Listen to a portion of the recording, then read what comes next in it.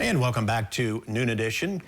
Master Gardener Gretchen Staley is here with us today, and you've got a plant sale coming up. We'll talk about that in just a bit, but what do you have in front of us here? So this is we were just discussing, even if you know a lot about plants, it doesn't mean you don't make mistakes. Absolutely. And today's segment talking about transitioning plants into the garden came from my own mistake. I have a fancy hydrangea that's one of my favorites, but it's not very cold hardy here. So I keep overwinter it in my shed. And this dead stuff on here was not because of the cold temperatures. This is sun scorch, and I thought I put it in a dark enough place to sort of mimic where it had come out of, and so that I could work it into brighter light, but I was remiss, and so it cost me lots of leaves and flowers and quality of that hydrangea for this year. But it reminded me, so I brought with me today, these are some seedlings that I'm starting under grow lights in the house.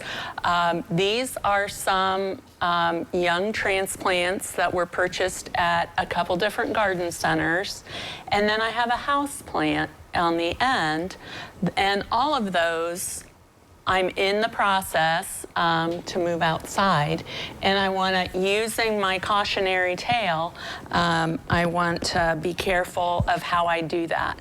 So we often think, and most people think about when spring comes, that the big deal to a healthy garden is watching for those temperatures, and it is.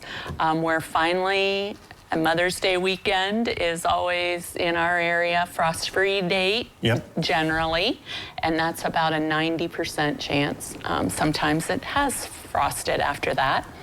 But what we often don't think about, besides the few cool temperatures Nathan has forecasted for the next few nights or later this week, is we also have to condition and harden them off to wind and sun. So they've been, I don't know if you remember, my grandmother would often refer to high maintenance people as hot house flowers. Can't say that I've ever heard that one, no. It wasn't generally a compliment when Grandma said that. But anyway, so they need a little extra care. So what I want to recommend to everybody is, assuming this tray is the back of your north face of your garage or your house, the deepest, darkest, shadiest spot. When you're taking them out, and this takes a few days patience, because what we all do is get the first nice day and want to run out and get these all planted.